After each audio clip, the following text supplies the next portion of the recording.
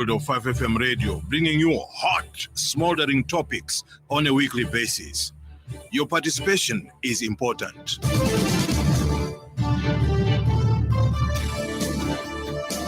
Always a pleasure to be back, and it's a wet Tuesday morning here in Lusaka, and we are grateful to the heavens for opening up, and of course the much needed rains are finally here. It's been raining all morning until now, and it looks like it will continue raining throughout the day.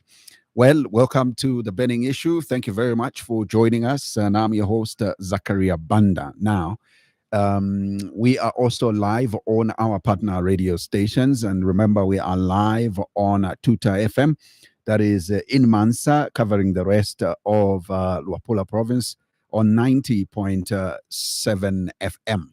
Also live on Platinum Radio, that is in Ndola on 99.7. We are grateful for that. And of course, also live on Spice FM on 91.1 in Kabwe, covering the rest of Central Province. We are grateful that you are carrying this program live on your respective platforms.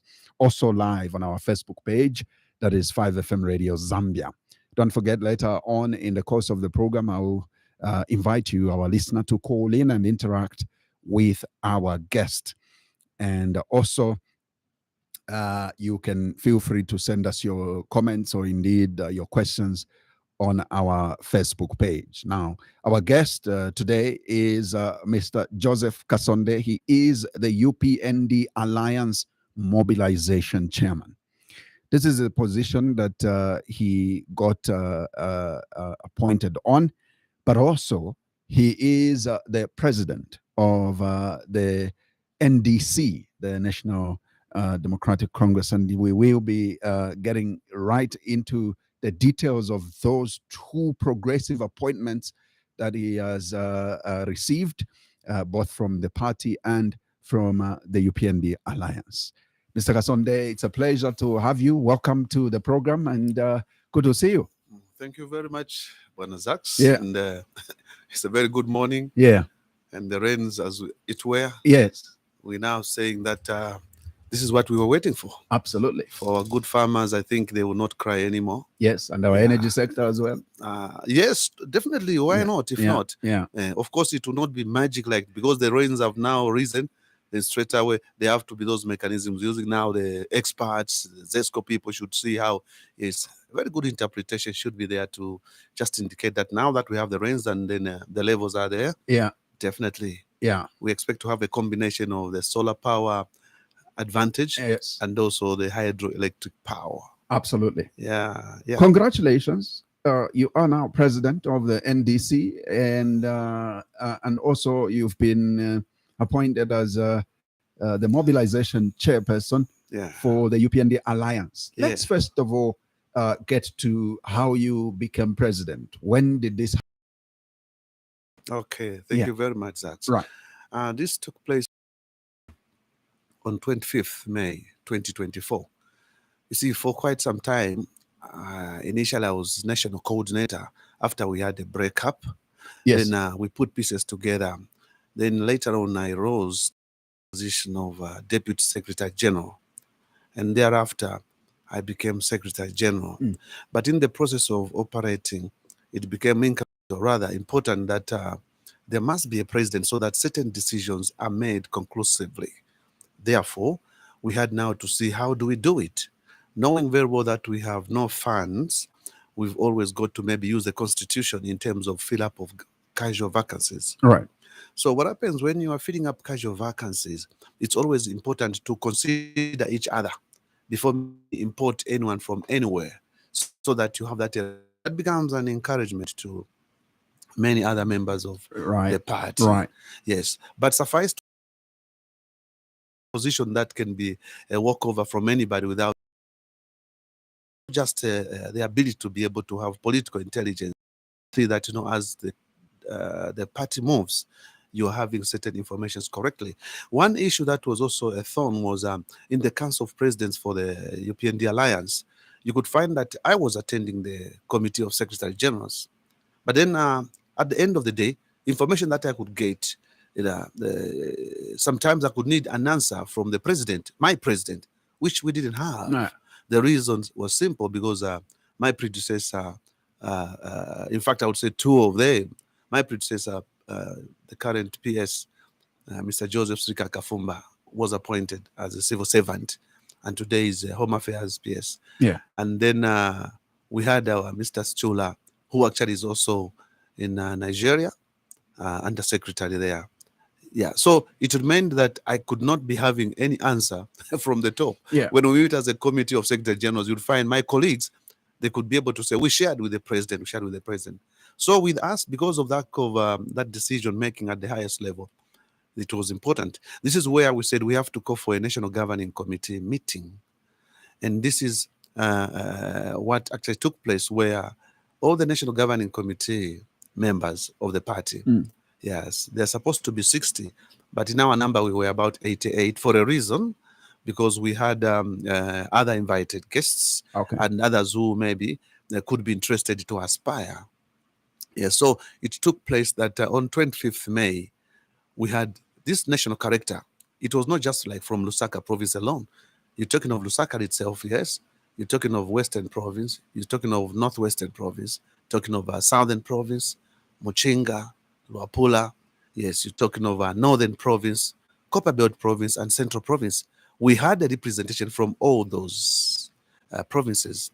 And then it so happened that, of course, automatically, if anything was to go by, I was supposed to be the one just to elevate or to be supported, or rather to be supported to say, I become president. But then because of the interest of other members of the party, normally what happens, Zach, democratically speaking, it's very important sometimes to give chance to colleagues that may show ambitions. Right. And this is what took place, where it was seen that since other members wanted to aspire, for example, there was a Mr. Nyerenda from Copperbelt, Grace Mwanza, yes, she also wanted to aspire. I think because of that, an invitation was extended to them. Okay. Yes, that's why it was not made secret. We had to mention it in our WhatsApp blogs. Right. And then we had to indicate that this day we'll be having a national governing committee. And one of the main items on the agenda was fill up of the vacancies. At that time, that is where we had now to say, even these other committee chairmen or other committee positions could be filled in by whoever wants. But those other substantive people that didn't have any competition, they remained as it were.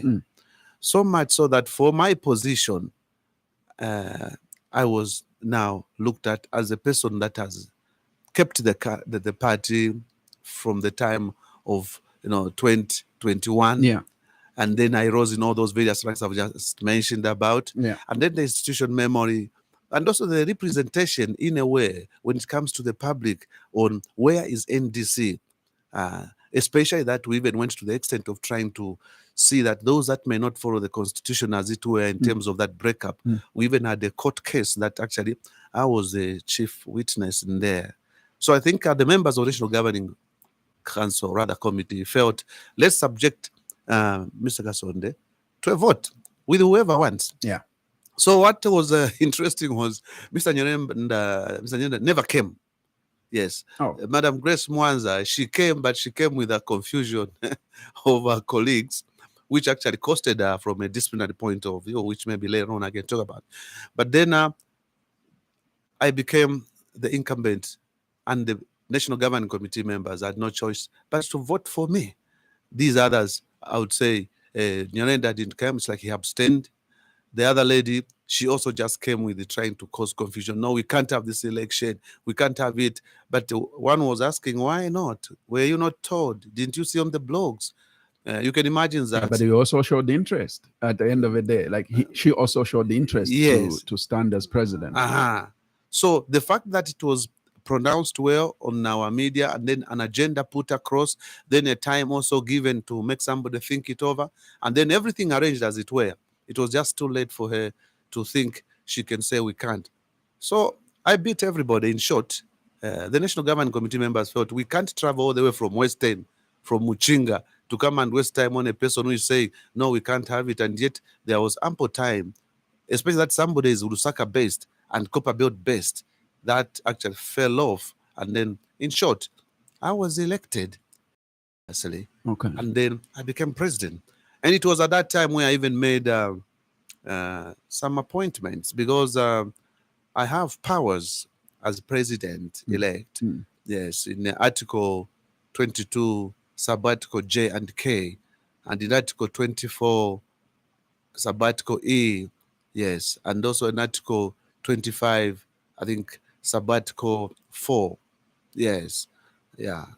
So And then, appointments that you had to make, yes, did those include the Secretary General? yes. In fact, because the Secretary General is never elected. Sure. So I had to appoint Mr. Kennedy Sianda to become the Secretary General, and he was deputized by Mr. Andrew Mwanza. Yes, Andrew Mwanza from the Copper Belt. Yeah. He was a Deputy Secretary General. And then I also made the appointments to the provincial chairman. Okay. Yes, all the 10 provincial chairmen I had to appoint. Yes, like for Central, Lusaka, I appointed Mr. Jairus Lukomba. Yes, and then Copper Belt, it was a George Munkonge. Then Southern Province, it was a Clive Mulwa. And then Eastern Province, I appointed Fidelis Chitambala.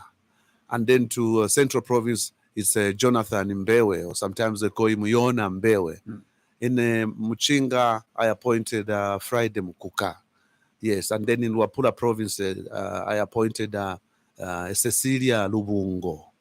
And then Northern Province, it was Hari Silwimba. Yeah, but these other positions, for the other committee positions, they were, as it were. Yes, so I don't have a list here, but those, they went through elections, chairman energy, chairman lands and natural resources. There was those appointments. And I also made a few appointments in the area of my security detail. I had appointed Mr. Joseph Banda to be one of my security details. And then, yes, and another person I prominently appointed was Mr. Mufaya Ingombe. Mr. Mufaya Ingombe, I didn't appoint him, but he was elected on security.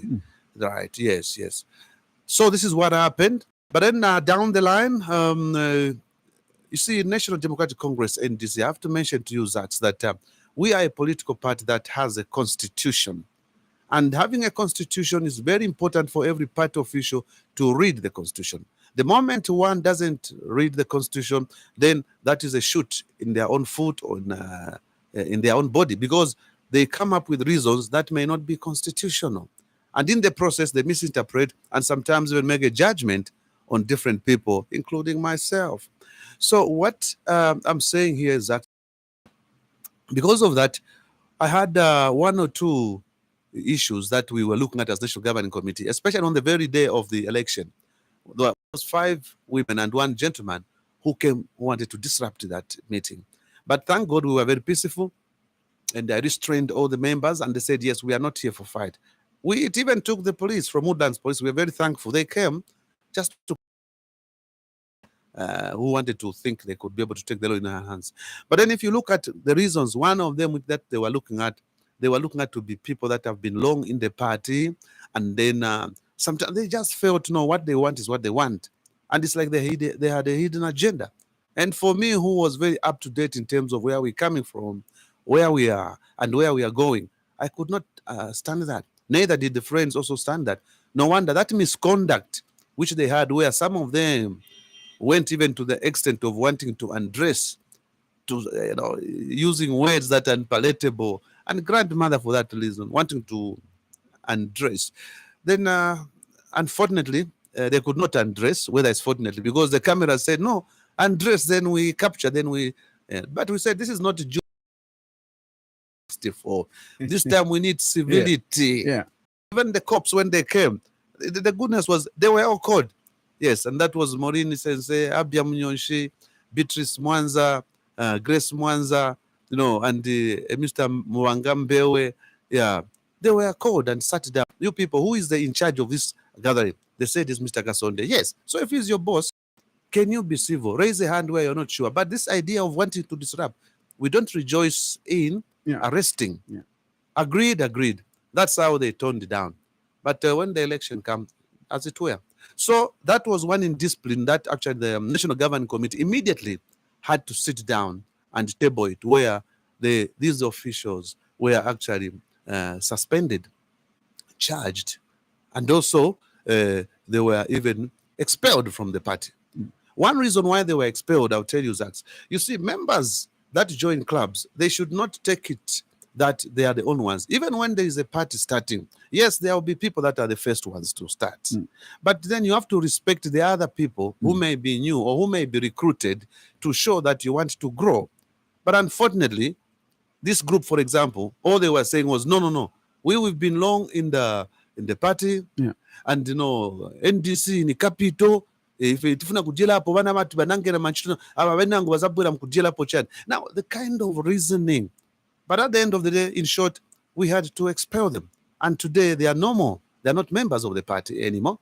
And we also did that just to prove to them that performant pashalavant, they can't just have it both ways. And that the party is bigger than that individuals. Is right. But so, then, sorry not to cut you short. Yeah.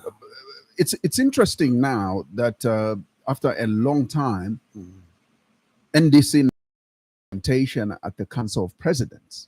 Yes. Because I am made to believe Council of Presidents have been meeting presented by any leader.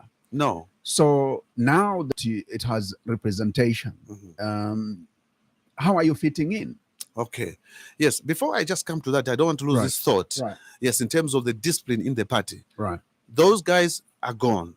Next thing that followed, another indisciplined officer or member of the party who actually, today as we speak, we have a court, or rather a docket of case opened for him. That is a Mr. Stephen Chewe. The reason I'm mentioning this, I want people to understand, the Zambian people to understand, even Chewe himself to understand that he's not bigger than the party. Because how does somebody come and call all the members of National Democratic Congress, NDC, as dogs? Can you imagine? So we had no choice, but we said, this is hate speech. And the others felt, no, can we follow him up? And so I said, no. Today as we speak, Zach, Emmersdale Police, they are looking for him.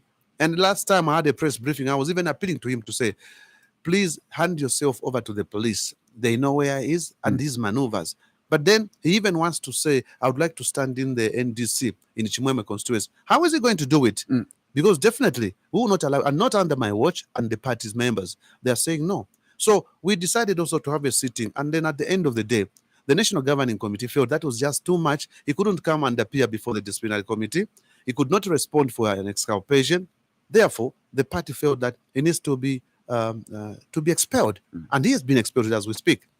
He wanted to take advantage, thinking that because of having been a member of under the office bearers, that doesn't mean he's above the party constitution. Right. It went. And then we've been moving quietly, smoothly, trying to grow the party in number and in stature. Last time, just in October, as though that's not enough, that's where my Secretary General then, Mr. Kennedy Sianda, and also my Vice President, who I was elected with, yes, and the Mr. Kombe, who actually was the district youth chairman on the Copper Belt, but then I had to consider that let me appoint him as a National Governing Committee member in charge of Copper Belt Province. I don't know what came into their minds. They felt they could hold an illegal meeting, and that was on 20th October when I was in church. That's why sometimes even to pray it's important, because you can have a conviction. Can you imagine? We are in prayers, we are in church, yes, and the prayers are moving well, the spirit is moving, and others are doing things that actually are contrary. I learned about that and quickly had to check on them, and then called some meeting where we discussed about this conduct. So in short, what we did, we had an emergency meeting where we just resolved to say, no, there was no party constitution followed. And the reasons that they were advancing, they were so personal. And even the quorum, Zach, you can't believe. How do people, there are 6 of them, they go and get these expelled members, then they become 12, get one innocent former district chairman, Mox Mulenga, and gets another gentleman in the name of Malite, to sit down, and they become a number of 14. But you see, the National Governing Committee has got 54 people, if not 60, and 2/3 of the majority to meet. They need to be about 36. But there were 12. But removing the expelled members, there were 6. So that was already a lacuna or a gap to indicate that they didn't follow the constitution. So because of all those things put together, it was resolved that we decide. And that's how me, as an appointing authority, I simply looked at the Secretary General, who I dropped since on 4th November. Okay. He's no longer the Secretary General of the party. And then on this Vice President, together with him, then he was facilitate investigations into what happened, what problem was there. Couldn't down to reason together, because that's what should be promoted in the party, dialogue. But it was just found that they seemed to have their own agenda, which we are yet to prove. If at all there is anybody who is pushing them to be arrogant or to show like they cannot be touchable, or if they have a certain backing from whoever it is. And I have to sound a warning here, because I've got intelligence information that there are certain people that wants to come and destabilize the NDC in the UPND alliance government. And don't accept that. Whether that person is a big person, whether he's a... We don't care, but we are yet to get to the truth of that. So this is what we did. And then Mr. Kombe, also from the Copper Belt, I also had to disappoint him because I appointed him. Yeah. Therefore, we now said, as we move, the Vice President will have to appear before the disciplinary committee. But there was a caution to say, stop interfering in or meddling in the party activities. But we've noted that he wants to continue meddling. And for that reason, we just had to resolve to say he has to be dropped, because we can't waste time on a person that is not exemplary good. After all, a vice president is supposed to be my advisor. Even by nature, he's my big brother. What I was confiding in him, I came to discover he wants to use that as excuses, telling junior officers and thinking can go anywhere. That's not leadership. So today, as we speak, we didn't have a Secretary General, Vice President, and stuff like that. That's more reason I just on 18th, this Saturday, I held a press briefing where I had to make a few changes to make the party move forward in terms of Secretary General, and I had to appoint Mr. Mufaya Ingombe. He's now the new Secretary General of National Democratic Congress, NDC, as we stand in the UPND Alliance. He moved away from his position as Chairman for National Security. And in his place, I had to put Colonel Nzenze Banda, retired, to take over. And at the same time, Colonel Nzenze Banda was coming as Lands and Natural Resources Chairman. Having moved him away from there, I had to bring in a legal chairperson and constitution, Mr. Peter Piri. He has taken over. And the position of Peter Piri, Chairman, Legal and Constitution, I put the Honorable or Council and Zachariah Banda. He's the one who is there. And to deputize Mufaya Ingombe, I had to take Mr. Timothy Mulusa, who since then, he was chairman for Mines and Mineral Resources. He has taken over his deputizing Honorable Mufaya Ingombe. And the position of him as chairman, Mines and Mineral Resources, I now took Honorable Andrew Banda, who was then Deputy Secretary General, is the one that is in that position. So, and then I also made sure from the province I had to pick a few people, like the national chairman, who was a national trustee, provincial trustee at Lusaka province level, Jordan Mbulo, is now the national chairman. And then I took a national treasurer. I picked from the Lusaka province, where to elevate Mr. Yesaya Mwezi Muhango to be the national treasurer. And I also picked the provincial IPS, who happened to be Mr. Christopher Katepu as IPS at the province, but I've since moved him to be chairman, information broadcasting, and at the same time is the party spokesperson. So these are the changes that I made into place to make sure the party moves. And as we stand, this is where we are. But now, coming to your question, where you said that what is it that has happened now that I'm in the Council of Presidents? Is that what you asked? Yes. So now that NDC has a representation at the Council of Presidents, yes. How are you fitting in? I know I've seen that your fitting in comes with even responsibilities at alliance level. Take us through how you became mobilization chairperson for the alliance. Yeah, I think what happened was that there was a meeting. Okay. Yes, and this meeting, it could have been, if not mistaken, because I didn't carry my dates with me, if not mistaken, it could have been, that was, because I was with it, and that was in May. It could have been July, August, somewhere there. Yes, there was a council of alliance meeting was called by the chairman for the alliance, President Milupi, Milupi for yeah. ADD. Right. Yes, it was in that meeting where there was some reorganization of the Council of Presidents, Right. so that we have particular portfolios.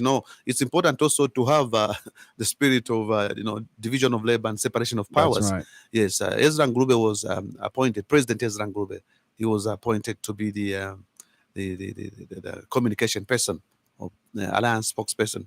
But then I was also appointed to be the chairman in charge of mobilization, Right. and also Honorable Felix Mtati to be in charge of finances. Yes.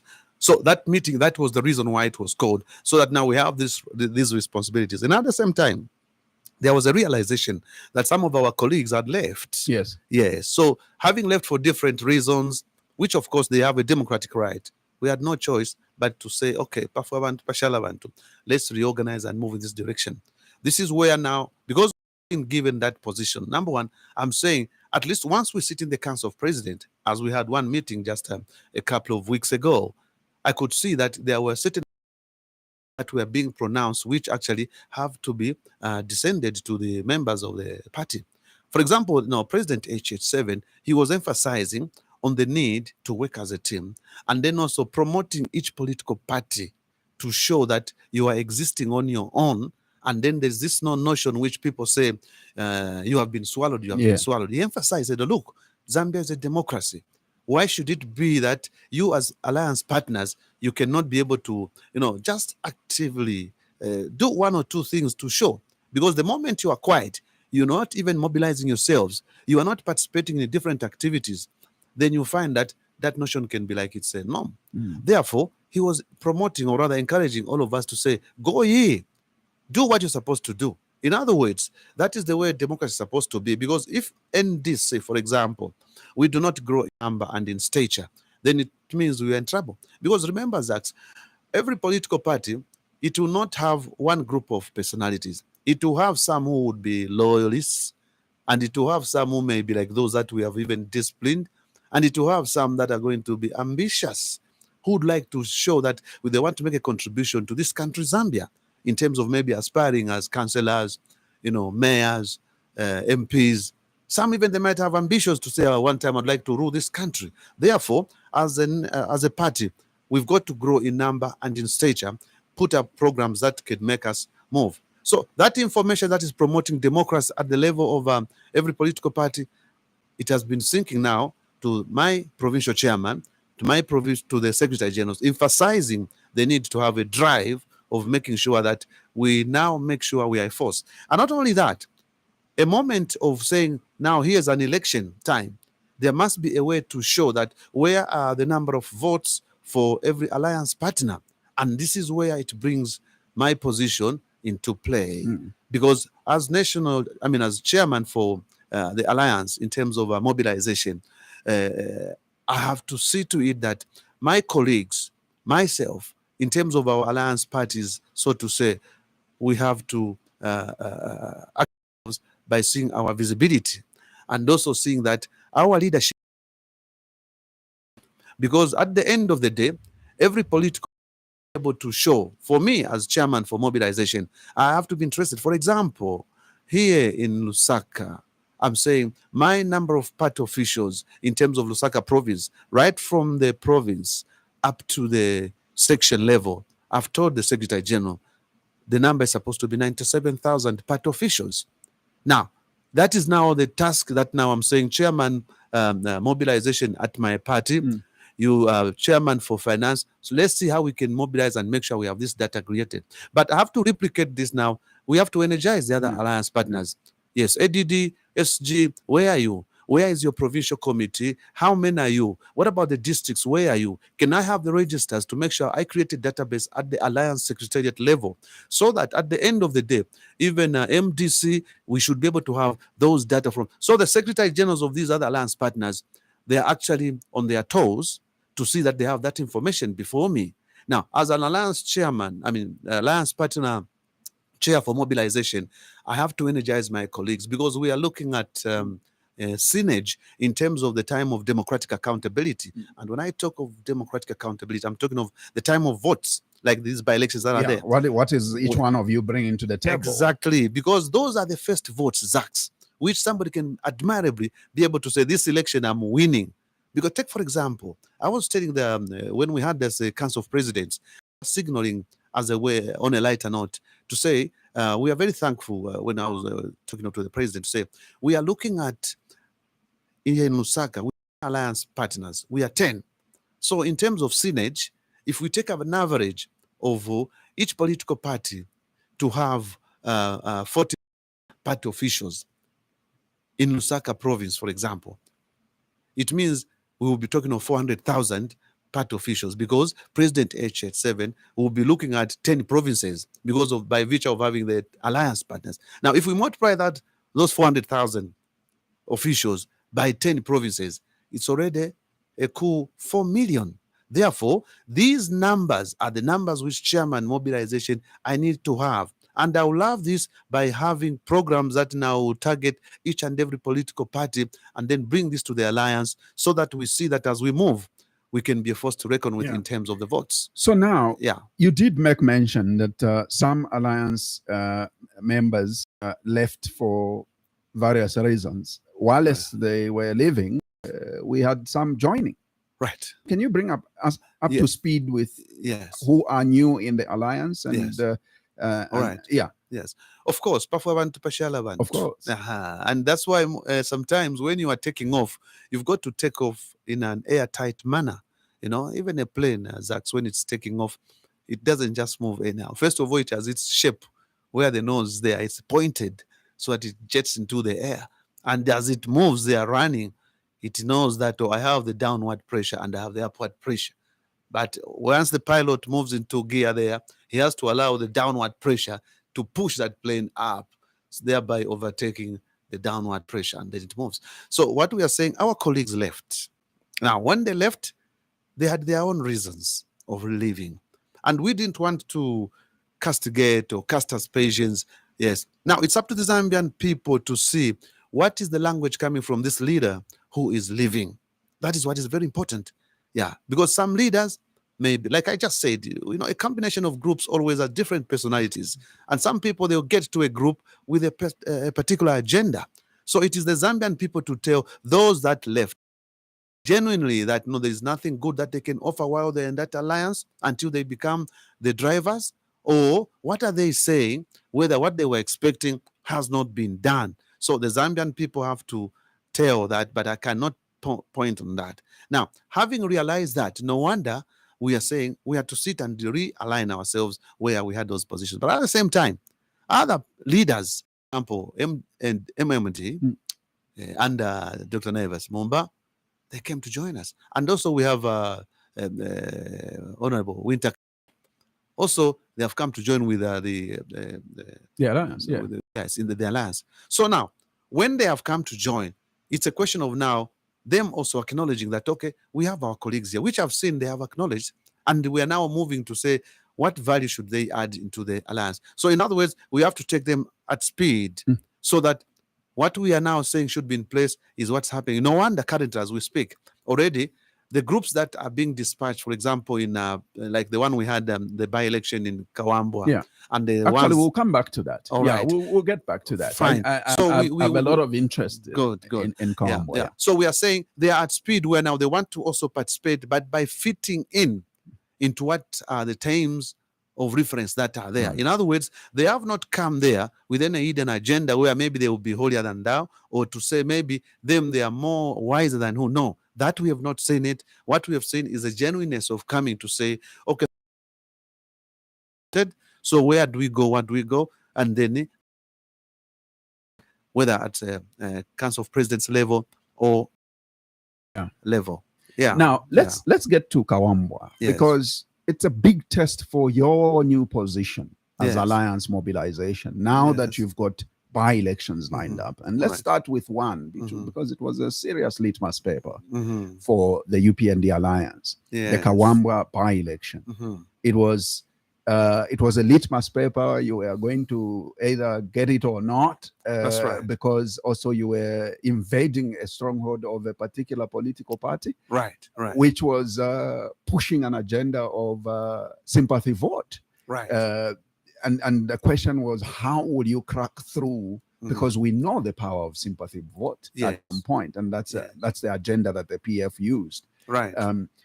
Or the Tonse Alliance used. But right. For you, I know as mobilization chair for the alliance, that was a bigger task, right? And I'm sure you've ticked off that with your head high. Oh yes, why not? If not, because. Yeah. Just tell us, going into Kawambwa, what was your strategy as mobilization chair, first of all, because all eyes were on you? Yes. No, you see, the fact remains that the electorates, actually, normally when there is an election, we've now gone into the action where we are encouraging the electorates to say, each time there is a selecting or there's an election, you've got to know it is like you're given a blank check.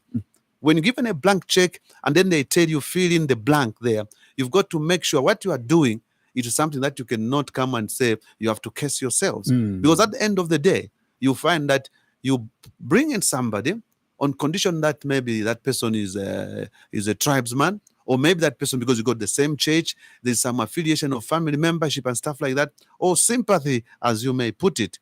We are telling the electorates to say, let's move away from that. There must be some political development. There must be some understanding that you are Zambians and you deserve to have a national cake with what? With what it takes to add. Therefore, can you make sure in your selection that you merit yourselves to an extent where you show that this is what it means? Because the next day it will be folly for you to say, we haven't got this, we haven't security here, we haven't got maybe the roads, anything. So we driving the electorates in the angle of saying, please look at who you are electing.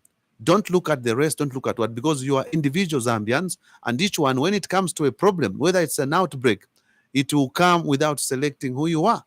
Sometimes I was even giving an example. I was saying, look, there was somebody who I was listening from a story of, is this PLO Lumumba, the professor, our Pan-Africanist, when he was trying to say, you see, you electorates, when you are given, you are also the people that are a contributing factor. One time, some electorates were given a chance to elect a person. They ended up electing a hyena, and they found the goats were eaten by that hyena, and then they were wondering what has happened.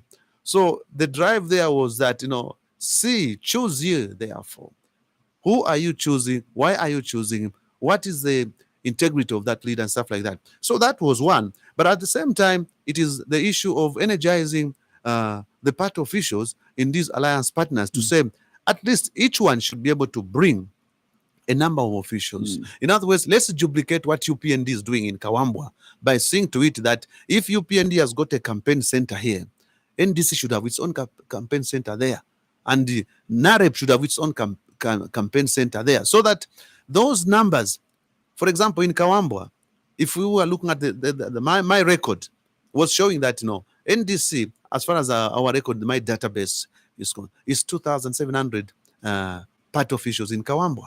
But then, because of the agency, because that's the other thing that I have to mention quickly here, to say that right now, the things that we are putting in place are more of the 2026 to make sure we surpass or we win.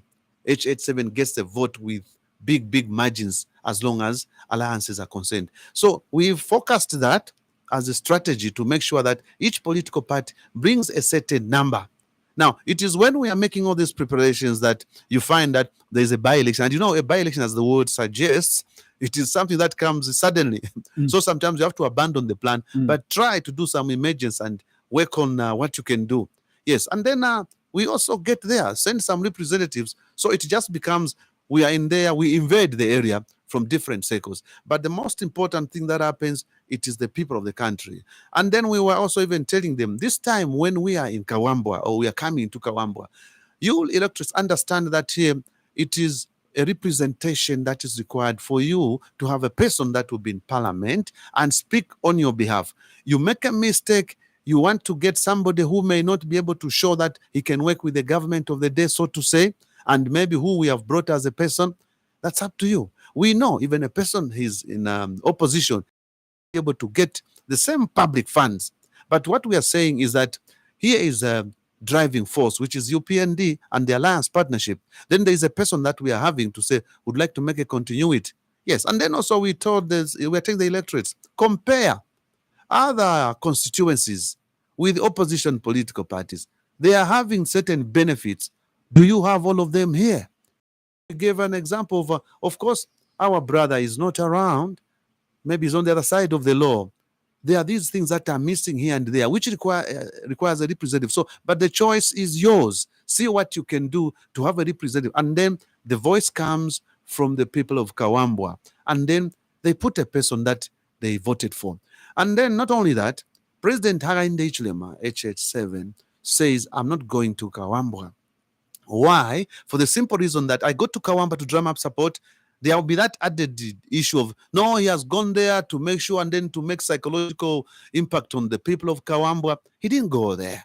We just let go and let's just use whatever mechanisms is there as alliance partners and the message we are taking with our efforts. And there it was. At the end of the day, we are saying the people of Kawambwa spoke. So we were emphasizing on a representative and also looking at, let's not look at a vengeance kind of to say maybe there's fixing of a person, because people that break laws, they don't even tell colleagues at all, let's go and break the law. They will do it at their own time. And the courts are there to determine who doesn't make mistakes. Everybody makes mistakes. So the language was civil to an extent where we were now saying, we are depending on you. What you can do is what you can do. The president is not here. A clear indication that he's saying, let the Kawambwa people decide, which they did. And of course, I know you may say there might have been pockets of people, misunderstandings and then suspicions and stuff like that. That is always the case. But you see, you know, use one or two pockets as an example to be universally applied in to say this election is not fair or is not democratic, stuff like that. So this is the approach that we are using, even for the Pambashe, even for the Petauke. We are emphasizing on all the alliance partners. That's why we have even sent guys there already to say, let the language be of, it's you, the electorates. You need to put in place a person that is going to speak on your behalf, and then see what has been lacking from the time your man that could have been there when he has not been there. And then just individualize yourselves, because when problems come, they don't come for one, they come for you. And also emphasizing on the one Zambia, one nation, to say, look at this country as one.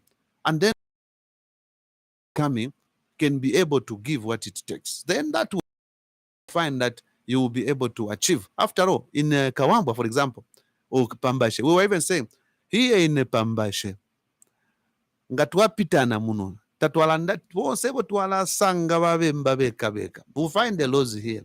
We'll find the Tonga here. We'll find the Kaonde here. We'll find the Nyanja or Ngoni. We'll find them here.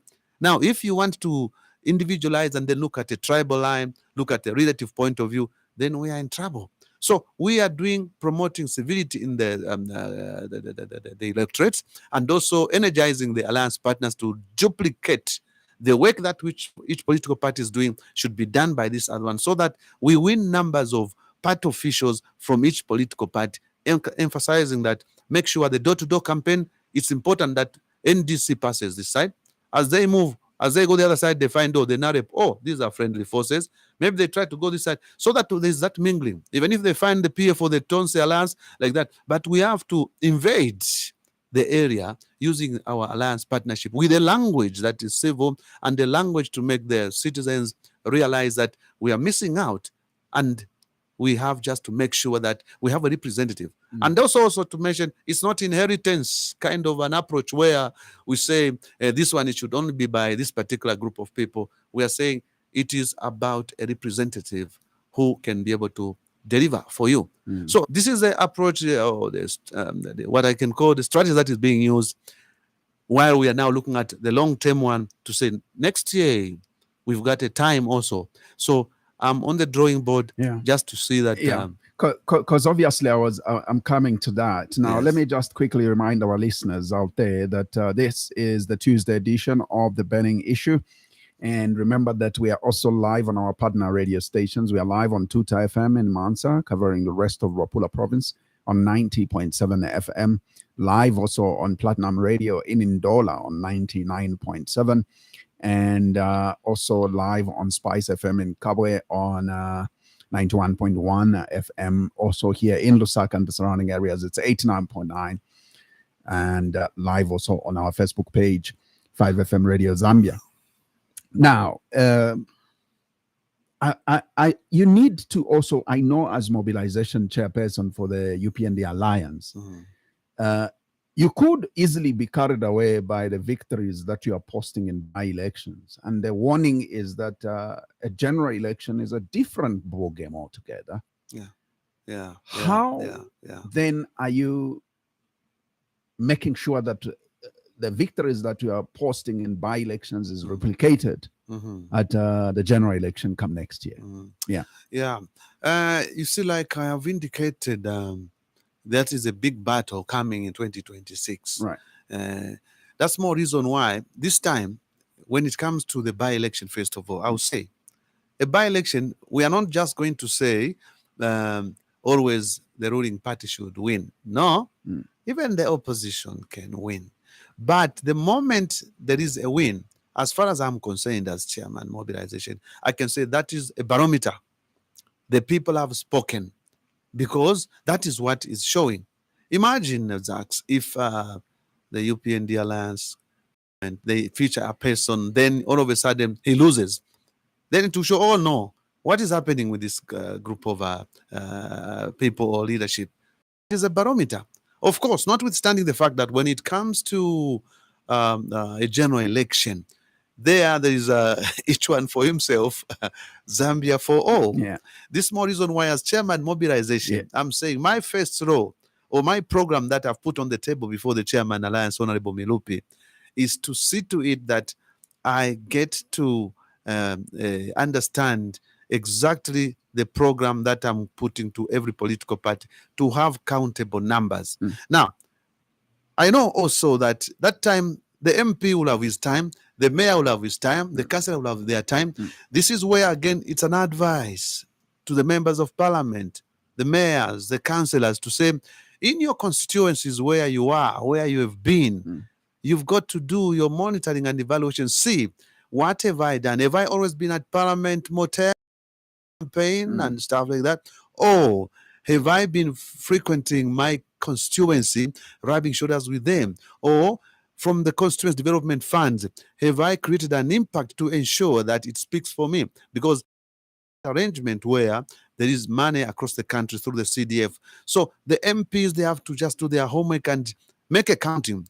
And I was saying last time I had a press briefing to say, in 2026, there will be social and democratic accountability to ensure that every person that is a candidate has to be proved or has to prove himself or herself. Therefore, because of that segmentation where each one will be for himself in whatever level of representation for the people, and then there is also President HH7, he has only got one constituency, and that is Zambia.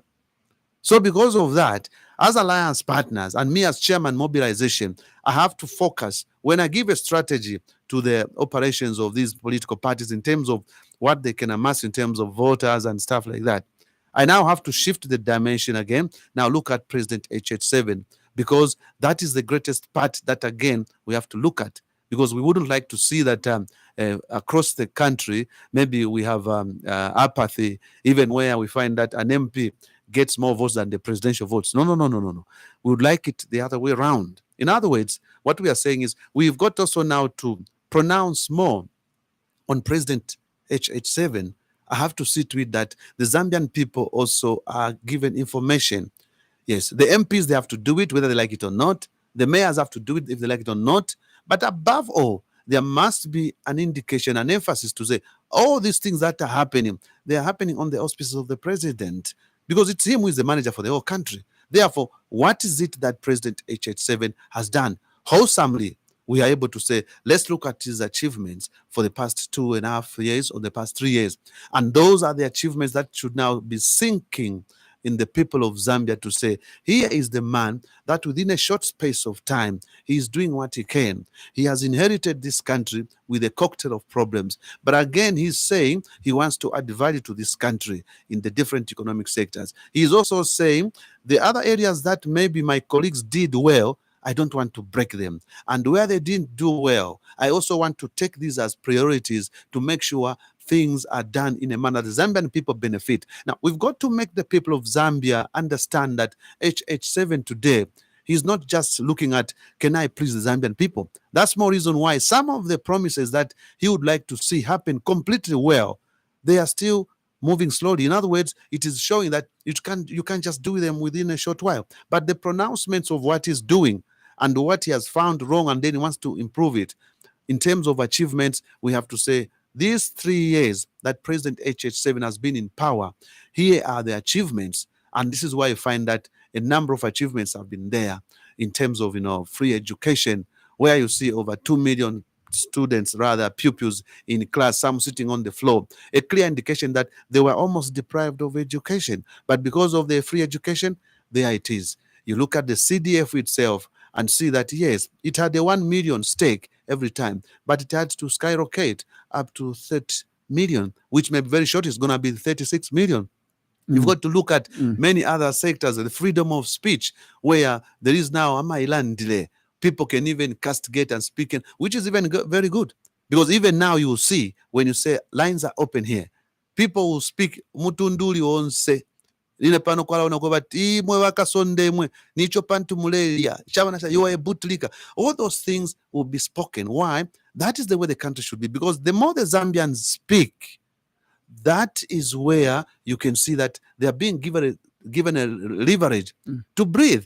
Because imagine, Zax, ichintunach kalipa takulikuwa kutulandile. So you have to have a moment, and freedom of speech is there to an extent where some of the people have always given an example, some even being leaders, they have even found themselves on the other side of the law and ended up being fugitives in their own land, and they're now elsewhere. So you are looking at the issue of the varsity allowances that have been brought in there, and you find that definitely it's important for students to have those allowances, not actually going to an extent of removing even that.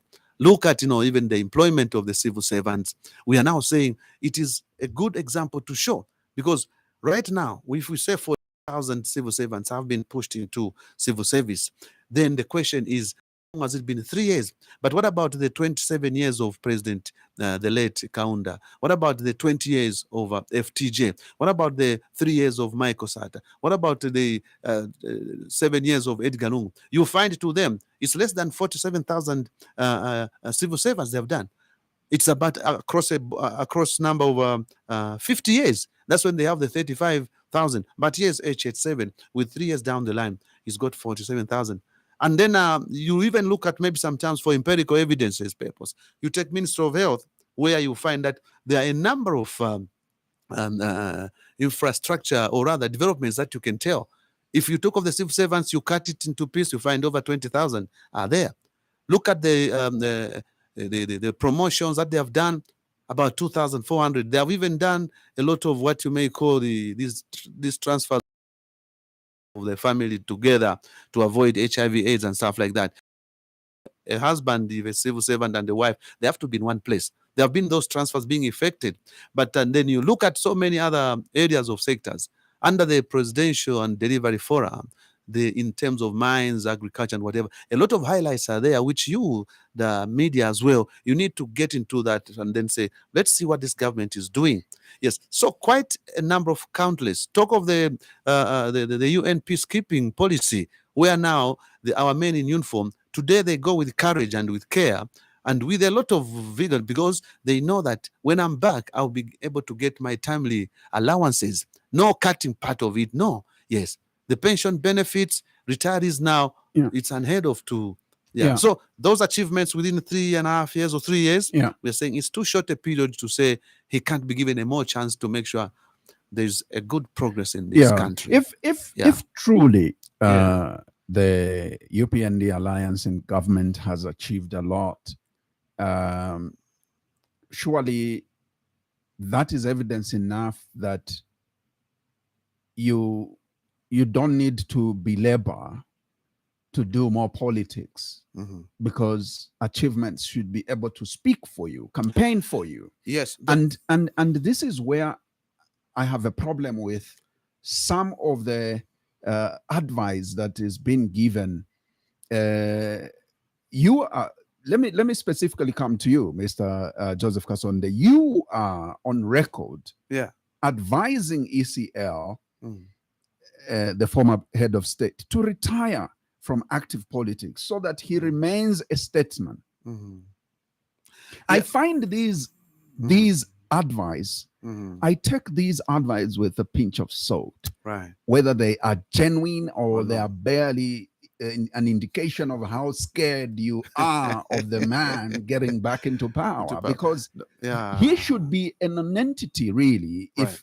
if this alliance in government has achieved what it's claiming to have achieved. Yeah. Zax, you can't say we have achieved too much. No. The UPND alliance government has not achieved it too much to an extent where we should sit and say, now we relax. No. After all, we have to continue. Life has to continue. There must be development. Everything should keep moving. Life is dynamic. Now, we are saying these achievements that are there, they are not enough. They can be enough, but not enough. They're not adequate. But the indicators of these achievements within a short period of time are the ones which the Zambian people need to know and understand. Because the moment they do not, and they keep listening to negatives from maybe people who may be injured, or maybe people that may have had a hidden agenda, people that don't believe in, if the Zambian people keep hearing those negatives, that's where I'm saying we cannot go that direction. As Chairman Mob, I have to make sure, guys, let's be able to get out and indicate to the Zambian people the achievements that have been achieved miraculously within a short period. No wonder now when it comes to social and democratic accountability, so to say, yeah, we are now saying under President HH's administration, these are the things that should be there. And that is the language to every Zambian here to make sure that at least they get it and it also sinks than having just hearing of a negative every Let's time. digest your Yeah. advice to the So, former yeah, head coming- of state. Yes. What made you think that should be the route he should take Yeah, you see, the issue here is amidst his democratic right? Right. Yes. But you see, a human being, when he's born, he doesn't remain static. Yes. He keeps growing up to the time when he keeps doing different things. He gets into work and stuff like that. He has to retire. And then sometimes it becomes a storehouse, an institution memory. Yes, there must be those moments. But the moment you realize there is nothing showing like that, then you have to come back and sit on the drawing board. So from our side, and even when I was even having a press briefing and I had to appeal to President ECL, yes, of course, I was even quick to mention that even HH7, he has also to promote that. But then we have to look at first in, first out. President ECL, former, he's been president already. And when he's been president already, there is something that he has, which actually he might have given the instruments of power, yes, but there's something that is genetically born in him, which he can also give passionately to whoever is taking over, to an extent where we as Zambians, we see that, oh yes, this is the way it should be when one leader has left and the other one has come. Now, what am I saying? I'm now looking at the people that may be with the president, whether the current or the former. These indunas around should be indunas that have to be fair. Because if they are not fair in their speech, then he is one. And when you are one surrounded by indunas, they have to make sure they provide something that the Zambian people can appreciate and see. This is how it is. Now, if you see signs are showing that it's like it is just on your marks, get set, go, and then the speed at which we are moving, you can become worried. I mean, as human beings, we have to be concerned, and especially us as leaders, we've got no choice but to be able to say, look, wait a minute, where are we heading to? How long has maybe the difference has been there? Is there no solution to it? Somebody somewhere like Joseph Kasonde can be able to say, no, wait a minute. Here, the problem shouldn't be maybe with the indunas.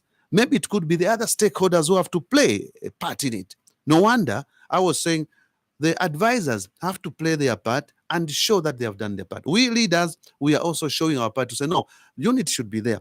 But then the presidents themselves, again, they have to. But remember, if the collection of these stakeholders do not play it well, what you expect is what we are seeing. Now, here's a situation that I was giving to say, supposedly the following day, like today is Wednesday, tomorrow is, today is Tuesday, tomorrow Wednesday. And then with this kind of tension where it's like President HH7 cannot meet ECL, ECL cannot meet, then tomorrow, maybe God just tempts us by hiding the two presidents, and then we remain. So with the kind of attitude that you have, I have, this one has, where can we find a replacement with peace and we remain like that? Because some of us, we are looking at this holistically. War that we've seen in other countries, war-torn countries, it is not something that we can say it can never happen, for example, in Zambia. No, we have Mozambique here, our neighbor. A thing that, Zambia even played a part to support Frelimo under Machel that time. But look at what's trying to happen in there. Now, the question is, what is it that it takes to have a breakup and then you go into war? And this is where the concern from some of us is coming from. And I'm saying this as a nationalist to say there is no way. And we looked at it from this point to say, here, the other stakeholders are playing their part. President HH7 wants to make use of this president. Not that he can say he can't do, no, but to appreciate. Also, ECL, the that we can't remove from him is Zambian, is a president, and there were a few pockets of whatever may have been wrong, maybe those cadres being violent, whatever, but he's now supposed to graduate. Graduation. Now, in the name of democracy or human rights, this is where we are saying let's not abuse that process. Zachs, there have been cases sometimes, even in homes, where the Bible says, spare the rod, spoil the child. Now, somebody wants you beat the child, you pinch the child, because at school they promote human rights. This child says, no, I'm going to police. And the father is dragged to police. Then at the end, the child is spoiled. Similarly, we cannot say President Edgar Lungu, because he's got a democratic hand to be whatever. Then let's have him. Let's have him. And we keep speaking like that. No, let's look at what works have we done. And if we have failed, who else can come in? And needs to come in, because the church needs to be the one to unify everybody. I gave an example. President Kaunda, former, he was taken to Cathedral of the Holy Cross there. And then he signed the Article 4. He repealed that to become multi-party. Of course, they were the church that took it that way. Even this time, why can't that? I was even saying, Ngakuba Tuala Cathedral of the Child Jesus. You can even say the two of them, let them sit there. So I'm saying the church needs to play its part without them being divided. Zachs, to me, to us, we are saying it's like once the way the church wants to behave to divide themselves, this one to be for this group, this one for that group, it is like crucifying the Lord Jesus Christ for the second time. And Zambia is a Christian nation. Why can't we have one church, one Zambia? So that at the end of the day, once the voice speaks, then the church can be able to move that direction. Now, we are now looking at it from this divisive situation where it's becoming almost impossible. And then that's why we said, no, church, come in. Don't take the system of a trade union. Because trade union is what they do. Okay, just talking about as an example. You remember former President FTJ. He was a very strong union leader because we had one union, one industry. So if they speak, they could speak for everybody. Even an increment was not an issue. But of course, when he came into power, the same trade unionists again, he had to dismantle that by promoting democracy and then saying each union, each industry, then gave reasons, no, you have to speak your right. And as a result, today nothing's happening. Yeah. Now, but we cannot go that direction. But Mr. Kasonde, be mindful that this is a very complicated issue between the two presidents. Yes. Right? Yes, because complicated in the manner that one feels injured more. Yeah. Okay. Yeah, the other one feels you shouldn't have messed up my political party if you really look at me as your brother. Yeah. You shouldn't have gone for my family in this manner if you want to take me as a brother. Right.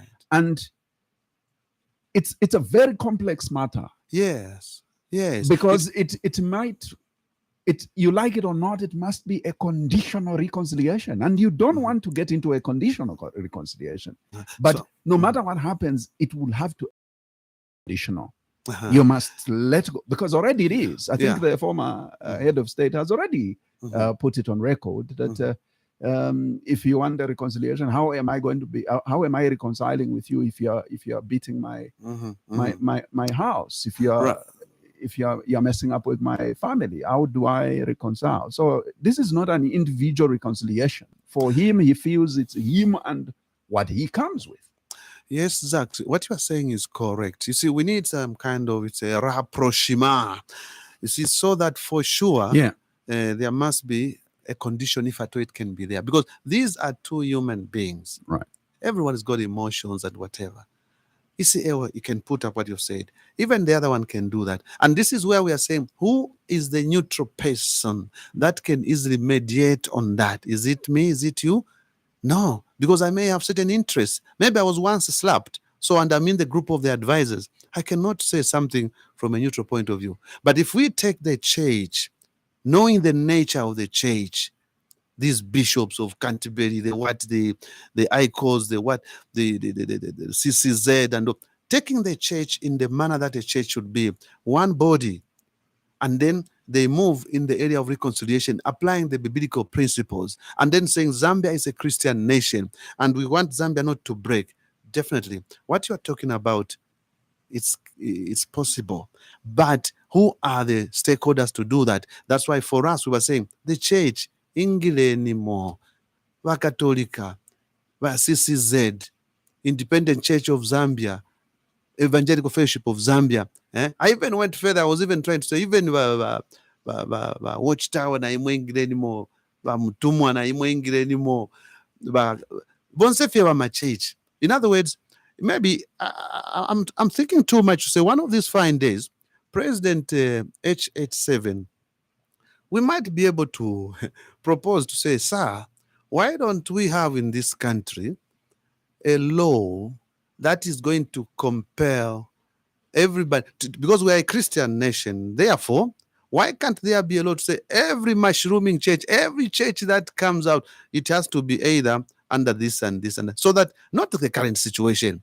We have these prophets, we have this what, no proper control. In the end, that's why you can even have this one, I'm for this one I'm for that one. And at the end, we have no proper arbiter or arbitrator. And this is why your question is, and I'm saying it is very possible, and the conditional reconciliation can also be that it doesn't matter. What is important is who are the mediators. Because tomorrow, after these people are gone, the two leaders, if they are gone, God forbid, I'm just looking at it from that point. Even as leaders were saying, what happens? Who is going to shake who? No. Why can't we get copycats from elsewhere and then be able to show that, yes, we can injure each other? But the problem is the advisors, some of them may be those that were once slapped or those that have hidden agendas, and we have to look for the most prominent arbiter, and that is where we're saying the church come in so that big brother, ECL, kid brother, HH7, they can be brought together. Finish if you are shupa. Let them discuss. Like you were saying, if HH7, my family this, that and that and that. HH7 also can say, yeah, even myself, okay, the problem. Then it's all right. Okay. The church should be the one that we are believing can help Zambia to, yes. And we've always never failed. Zambia tatuafirwa hapo kusolve my issues. Especially that we are already a Christian nation. Apo peni hapo, epo church nomba, ifule ipo nepo, tumone by church, tuwala afuana shani. The cries of HH7, the cries of EC, coupled with the advisors, some of them with hidden agendas of, yes. So that mixture and that complication for sure, Zach, I agree, but it requires the most neutral, and it must be the church. If the NGO wants to be there, the others, let it be through the church and say, okay, let's form this team and then build this country. Yeah. Great. Yeah. Thank you very much, Mr. Kasonde. Joseph, he is our guest this morning. He is the NDC president, and NDC is part of the UPND Alliance. And in the Alliance, he is the mobilization chairperson of the UPND Alliance. And so we'll take phone calls on 0955-221515 if you wish to take part in our conversation this morning. We are grateful that you have been following this conversation. Let's take this call. You can have your headsets on now. Good morning. Uncle Zach, Mother Bunch. In an Aukaba Oswald, how are you? I'm hold on to Zach. Yeah, I love that. Mudanda Ola or Mavela Buen. Longa, okay. I reckon you can I have a person con chance you can I have. Masevenza maningi no mvula Now kabwe no sazwa imwe. Angozaki abagesi barakamba kama mushabanye ababiri abasanga kali pamoja sana sana vizana kwa right sina kana kawaida ndarunga angozaki ntoma njeri angozaki sana mda sobona muza angozaki nzina ushazenga la fair la president like sana chika angozaki na ngundimo anaye angozaki niku usani la anti kunyumba na familia ngavome utikizane mwana tungavomere mukana vaitesava avango zakini vakuru maningi vosavira tenjikazvarangana che mayuzamu varangache vanachi vakuru maningi ango zake. Thank you very much, Oswald from Chipata Overspill. Always a pleasure to have you here on 0955221515. You too can have your voice to what we have so far discussed. Good morning. Morning, how are you? Not too bad. How are you? I'm okay. It's learning, yeah. Yes, we like it, don't we? We like it. Is God's wish, and we need more electricity. Indeed. Water is life. Let us learn. Yeah. Good morning, the guest. Good morning, sir. And how are you? I'm okay. You are speaking very well, but the point is that I want to say that in Zambia we have a tendency whereby if I am in power, I start abusing my power, arresting people, and stealing public funds just because I'm in power. When I come out of power, the people start prosecuting you. Say, but Imanga, but you remember that you forget that what you did. So if you are vying for the presidency. So when you become a president, you have to rule the country which was and follow the rule of law. And when you come out from power, nobody will persecute. So don't take the law into your hand just because and get advantage just because you're in power. You see, the opposition, they reported with this government to the UN human rights. And this issue is real. And one investigator is here in this country. So in this country, we have somebody who have come for 10 days to investigate if it's true or not. But the fact of the matter, one, we have people afraid in this country, including the MP. That's why in Petauke we have a by-election.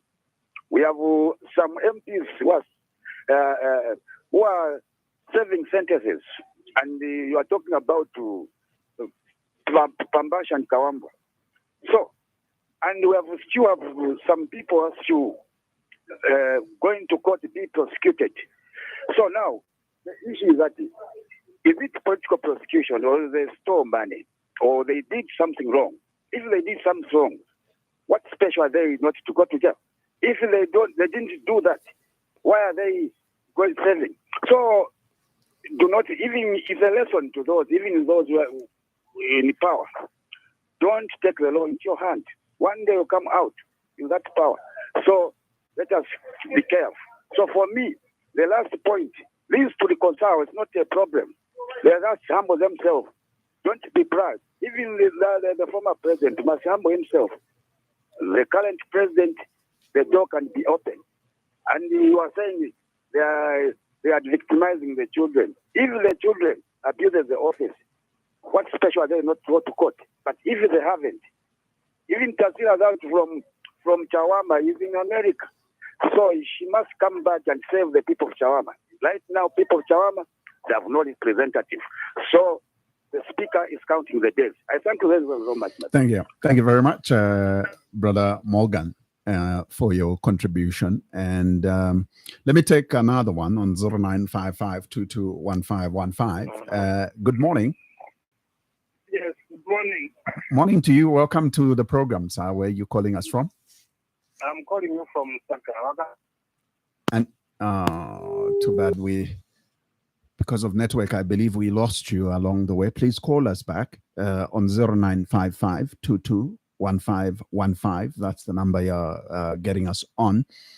Once again, the number is 0955 221515. Our guest this morning is Mr. Joseph Kasonde. He is the NDC president. And the NDC is part of the UPND Alliance. And at alliance level, he is the chairman of Mobilization. And so we've tackled a couple of issues, and we feel that it's time for you to make your contribution as well as a listener. Good morning. Twashuka kachimalifuka shani mkwai. Twabuka batata Kasonde mwashukeni. Mkwai tulechinchira katuishi mwenga mnishani. Bitebu ino mulana kayula chaozi. Okay. Akayula mletu mina gwi. Within Lusaka boss. Mkwai. Ine nkulanda kwandi kwa kukoseresha intungulushi. Abalinga baidi na batata ba echechi. Moneni ichemba chisosa chiti. Insofunga shirelwa. Ipichulira mufyani nefimundi. So abantu babiringa tabale umfwana. Ifo fwe kala chalo tuchetekere chalo kwa pantanji. Bantu balia emitwe ya chalo. Ero tuimitoto shabali abantu bashika muri kino chine chalo. So bena echo balelo lela okuti bekale panshi nokula umfwana ni chinshi. Bantu kwali bane ntungulushi chimwe sha majeje. Tasha kwata amabina kweba tishalande chinga pantungulushi kweba tichalo che pantanji. Chena sha ishiba ukutwale vintu kunuma. So ichinga tuwafuirisha bali abantu babiri badya. Bafuire okuitontonga nshabe nokwikala panshi. Pantu chime chalo chabo. Despite tukulolesha pasi achitike fya kunuma kuti yali nchite fyaso olo inoyu nali mutite fyaso awe. Umuntu uli wonse muina kuluba. Ero lirweso ndo foliaba lyali beli ashupa ngate muli yanchanya mwe bantu. Takwabo waishwefikesa mairo. So nga tulelo lero kweba tifi tukafichita buli abushiku ukwabula kutontonkanye pali lero twala yakuisange chalo. So inokulanda kwandi ayapiu kuli ayikuntungulu shishibiri sheka shifuire ilo shalala kutulo shatontonkanye kweba ti ushobumi twakwata wafuma kumaka Yesu wafuma kuliresa bushe twalasunga shane abantu kozi bala bantu babiringa bale umfwana kuti bafana mukutontonkanya pakweba no maloti ati uyarebure mafyoyu uyarebure mafyoyu takuye kutwala ya muri kino cyari tesu cya Zambia matotera Batasha mkwai ba Kayula mkwai. I can invite you to react now. Okay, thank you very much. I think for that first, for that youth who said, no, I want to and that's another problem that we have with our youths. You know, he's supposed at least to say something that relates. It's like mother and father, they are fighting in a home. Then as a child, then you come and say, kaini makolo, chirikuli beve. That kind of thinking or attitude is not fair. I think we need youths that should be able to think for the future, because he's talking like he doesn't know that if there would be an effect somewhere, he could also be found in the crossfire. Then also there is that issue of the second caller who talked of some of these opposition leaders even reporting Zambia to the human rights and stuff like that.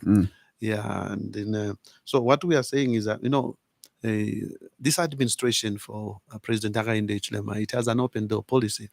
No matter what people do, for example, to report that we abuse the rights and people are being ill-treated and stuff like that. You see, there is always a case in place whenever somebody has to be maybe found wanting or to be jailed. And even when it comes to the police, you see, the police, much as they are there to give you a service, there are moments where you, the suspect, so to say, maybe you may not be cooperative. They want to get information from you. You can talk, and yet bruises can be seen that you are the one who went through that window. You want to die with a no, at Kufana no. That is not fair. So the police are so trained that at times they normally use what we call minimum force. That is one. But then there's not supposed to be abuse of power. That's why this time the institutions in this country, like the police, the DEC and others, they are being encouraged to make sure that they operate, professionally, independently and without political interference, so that when there is failure or any problem, there is clear responsibility who to blame. That's more reason why HH7 says, Foreign Affairs Minister, with our open door policy, let those representatives come from UN envoy. And today, she's here, Irene or whoever. She's here, the madam. So let her get what she can. And then Foreign Affairs, make sure they provide those stakeholders in a way that they should see that speak for yourselves and do what it is. After all, even if it will be found that no, we are at fault as a country. Zambia is not for President HH alone. He's just on top there. There's certain things that happen in these different areas.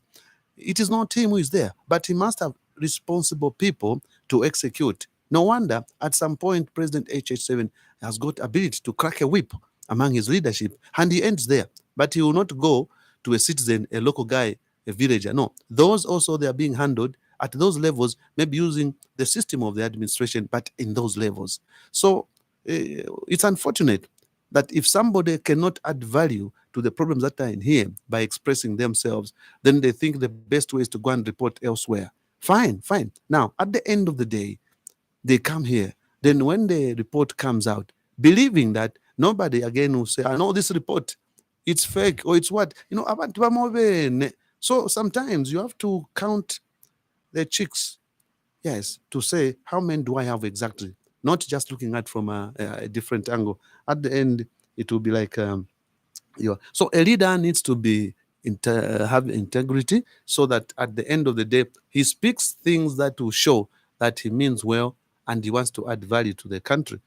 Then the other gentleman has just talked about to say, no, the problem is the two brothers, they need to sit down. It's good, they need to sit down, yes.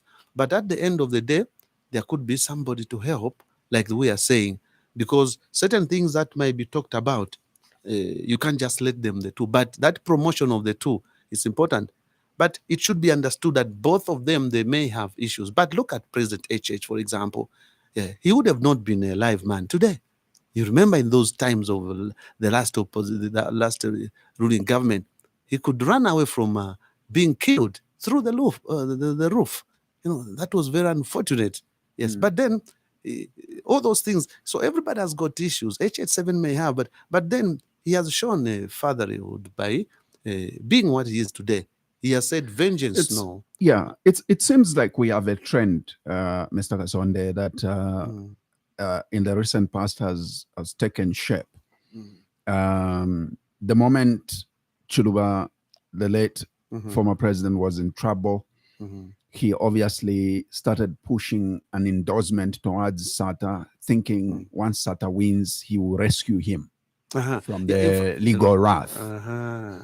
And then Sata wins, Rupiah is being prosecuted. I remember. And Rupiah, thank God, he gets an opportunity to get hold of ECL and endorse him for his retribution, whatever. Yes. And now we are seeing a same trend. If the court bars ECL from standing, he says there's plan B, and we all left to speculate, and it could be that he would probably want to get somebody who he can endorse and ensure that he takes over. Then him and his family is set free. There's always that former president who is endorsing someone to buy his freedom. Now, yes, of course, it's a bad trend that very bad. We are seeing, and we've seen in this country. And also, we are saying it's a bad trend that we keep prosecuting former heads of states. You are right, Zach. Maybe it's the beginning of all these problems. Yeah, you could be right. The reason is, for example, yes, the late President Kasonde, you saw when he came. When Chiluba, the late, came in, of course, multipartism, he brought it, which was fine, moving away from the one-party state. But again, he had hatred for HH. Anything to do with Kasonde. For Kasonde, yes. Anything to do with Kasonde, it was just being thrown away. To an extent where even in the money, there is just a portrait of the founding father. Somebody says, no, that's why the inflation is too high and whatever. That seed was planted from there. Yeah. And now the conviction now is coming because of us being a Christian nation. We have no choice but to say, from that point, what should it be? Yeah. That's more reason why, like you are saying, when it went like that, Sata comes, or even himself, it came to a point where there was Mwanawasa. Of course, it was from Chiluba with his attitude. Then he messes up through corruption, where the corruption became too high and most of the leaders began embezzling funds. But when Mwanawasa came, of course, Mwanawasa tried to make sure he says this law, and then he was trying to just be who he is. And then, but then again, when he passed on, yes, this other one comes. Also, the problem comes in terms of how to go about. Then again, he has no money. He has to go and get this other person, just like the way you're saying those trains. Yeah. Now, if these have to end, it's more Zambians to talk about it in a manner that we can. For example, we, National Democratic Congress, NDC, we said we have identified one of the major arbitrators, stakeholders for a rapprochement here.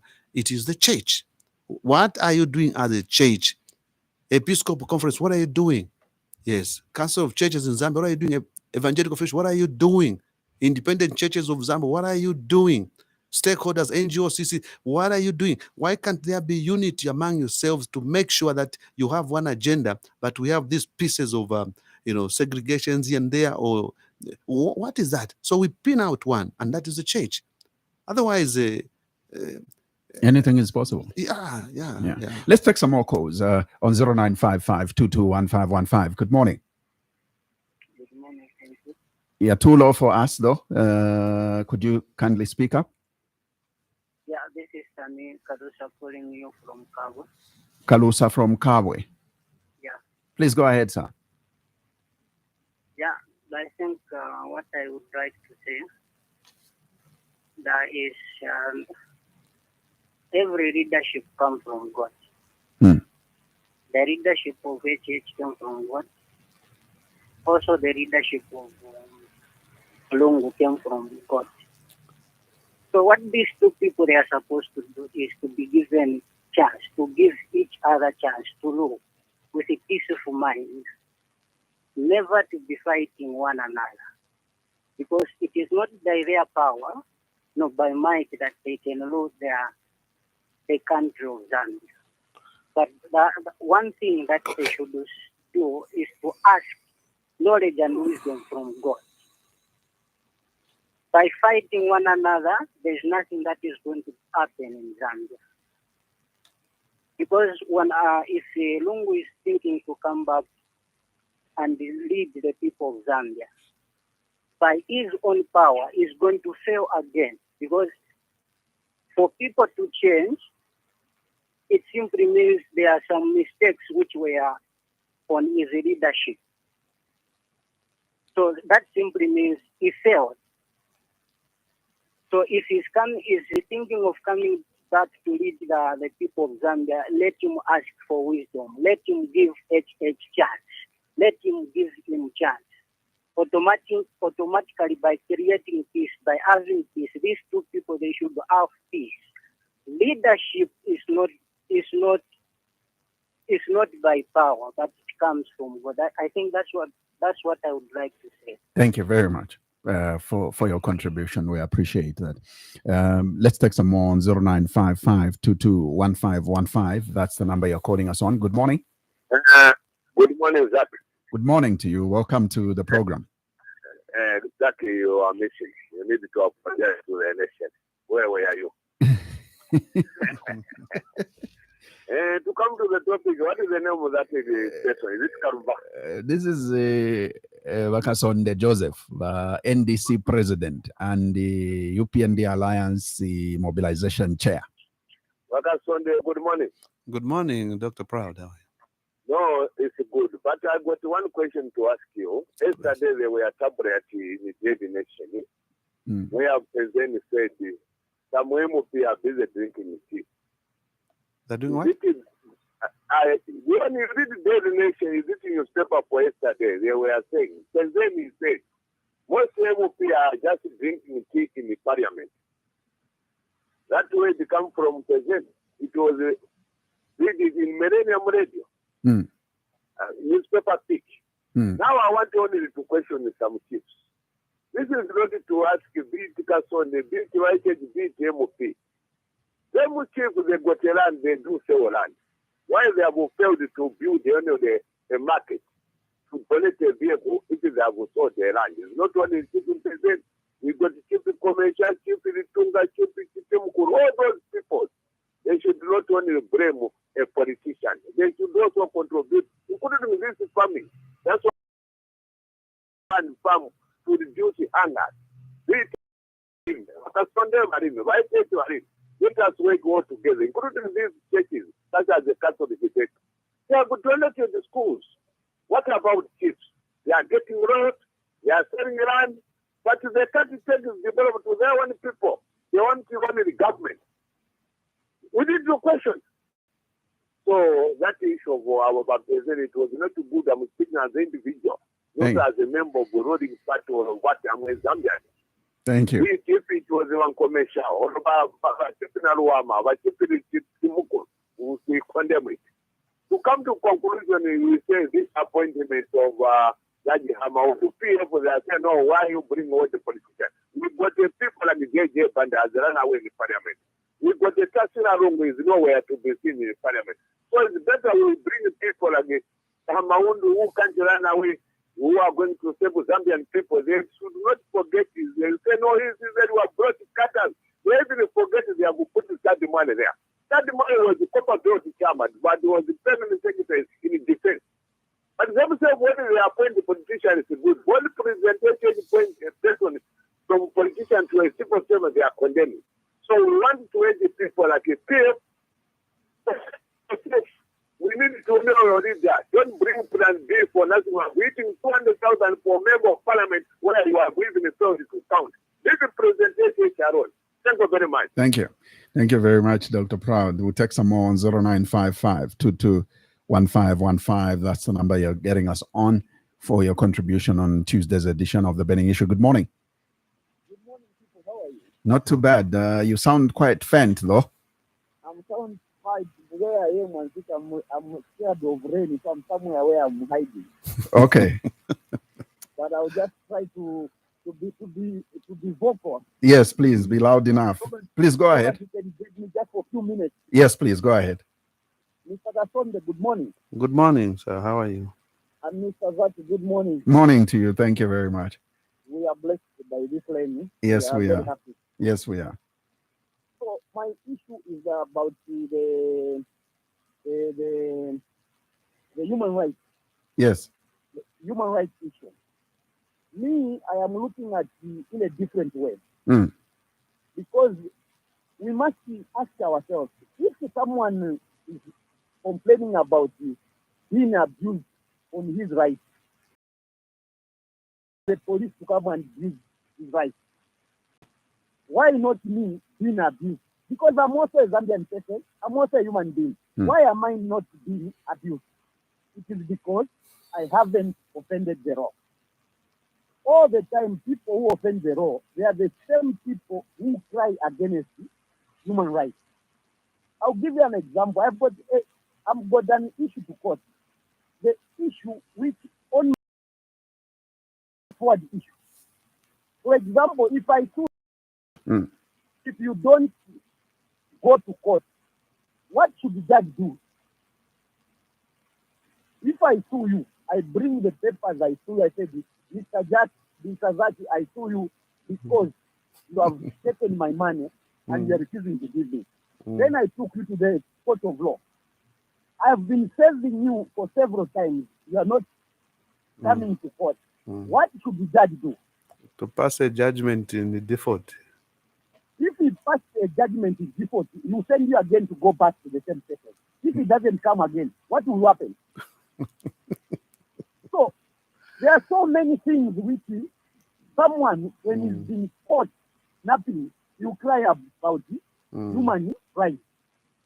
So, for me, let us observe the law.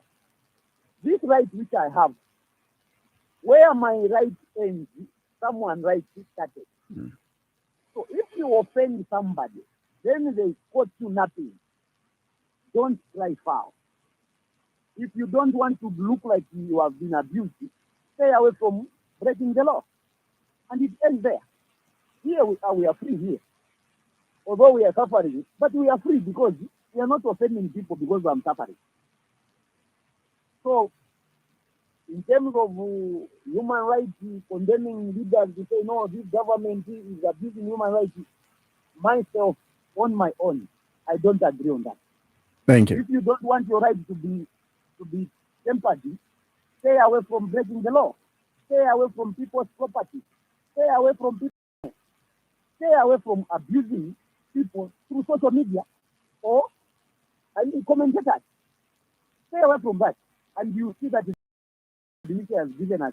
You're going to enjoy it up to you die. Thank you. Thank you very much. We appreciate your contribution. Now, let me just take two phone calls and conclude. So I'm taking the last two calls. Good morning. Mr. Zachariah, good morning. Morning. How are you today? Good. My name is Charles. I'm calling you from Garden. Charles from Garden, please go ahead. My guest, good morning, sir. Good morning, Charles. How are you? I'm okay. You know, me, I'm actually I'm a UPND supporter. I can't lie over that. Not this one, Mr. Cloud. He knows me very well. We stay together in the Garden. You see, we did campaign with him a lot. But the only thing which I'm finding challenging to me, most people, you know what they're asking? The cost of living. I'm finding different to explain to them. Some people, they don't even understand what is going on. So I don't know what my government is going to do about that. The cost of living.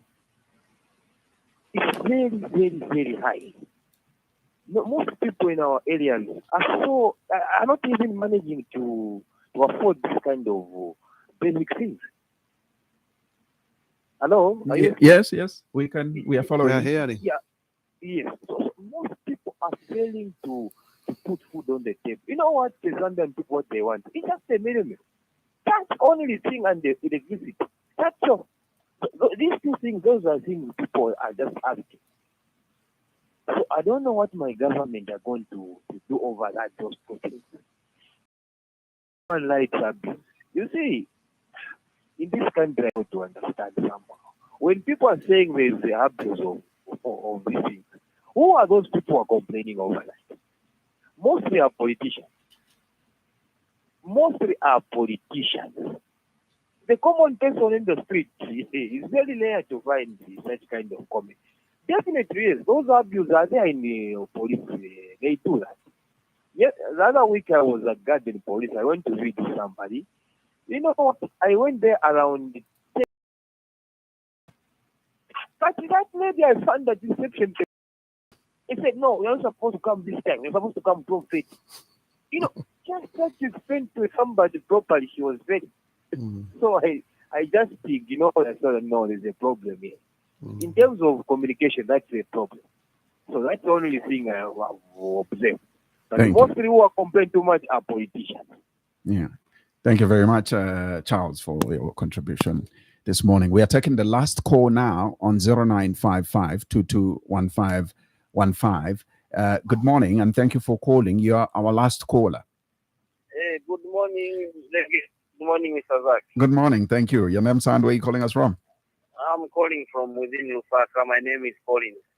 Great. I think mine, I'm just concurring with the previous caller. You see, some of us have been spending much of the time defending the current government.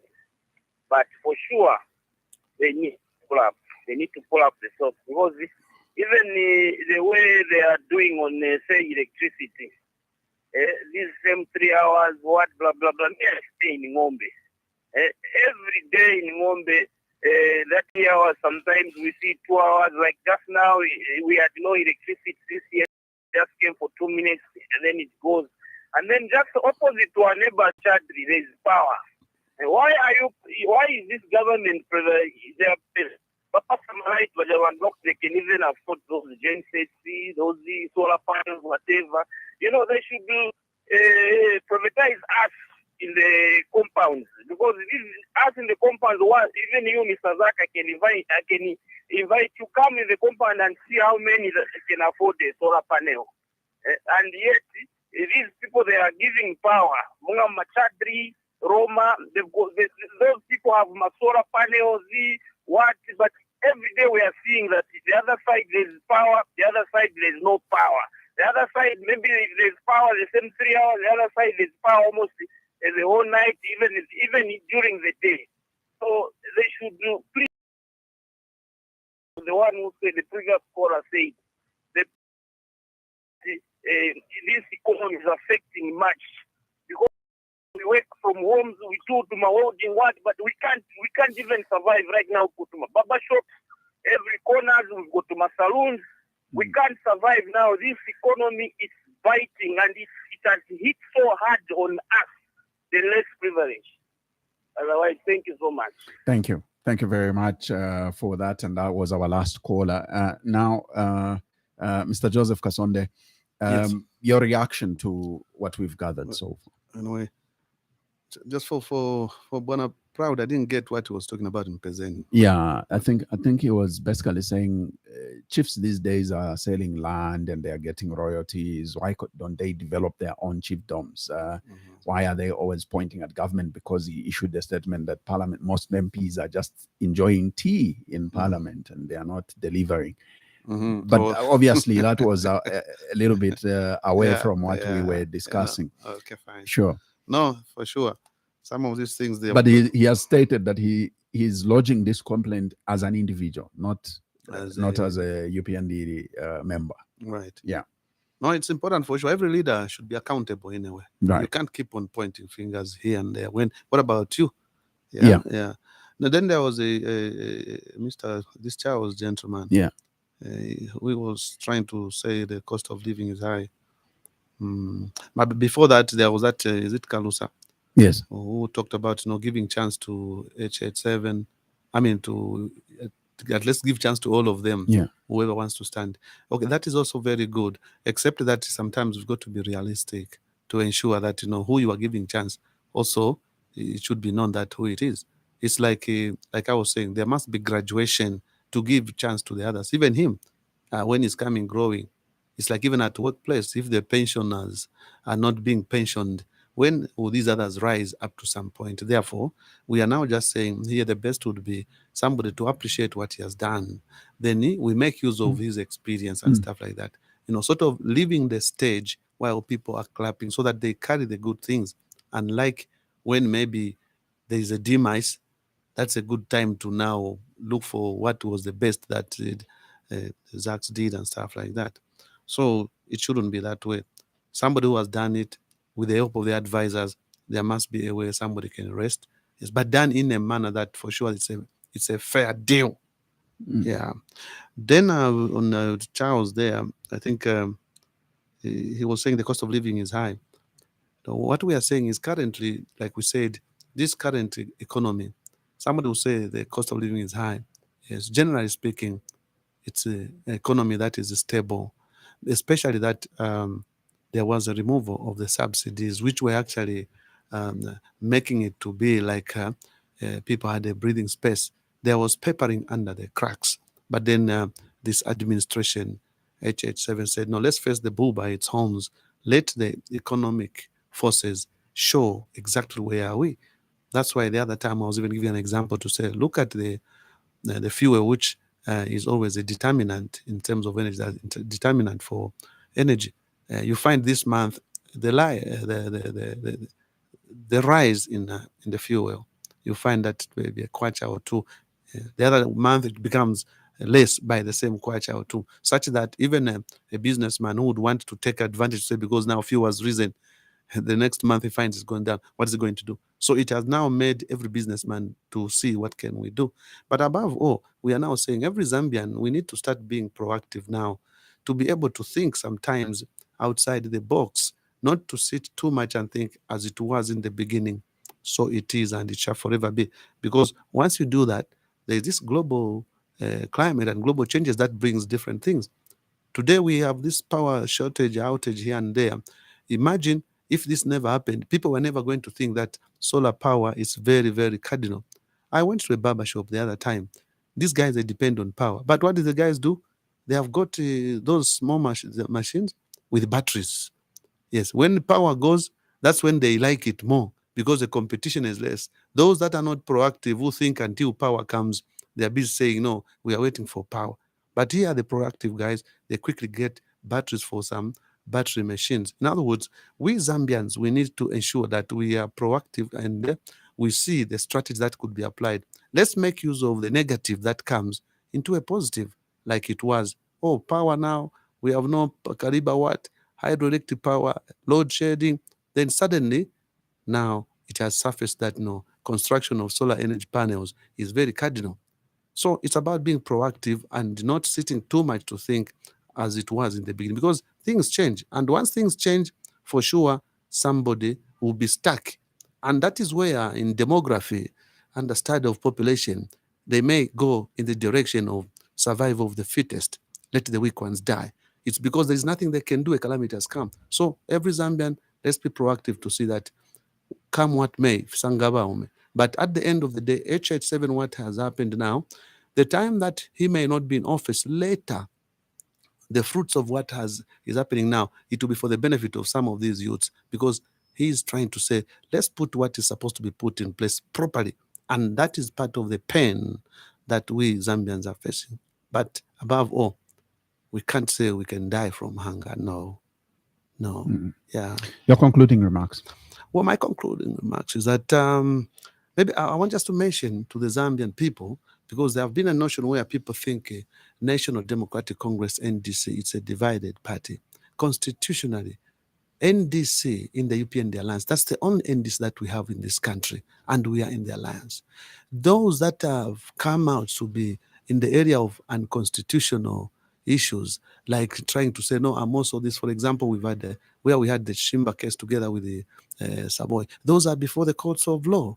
So that is where we are. Our policy is that we are in the UPND alliance and we are in for a game until for a longest time. That is what it is. So Zambian people, members of the party, understand that NDC is in the alliance. Whoever is doing it outside, that is illegal, and it's up to them if they face any law.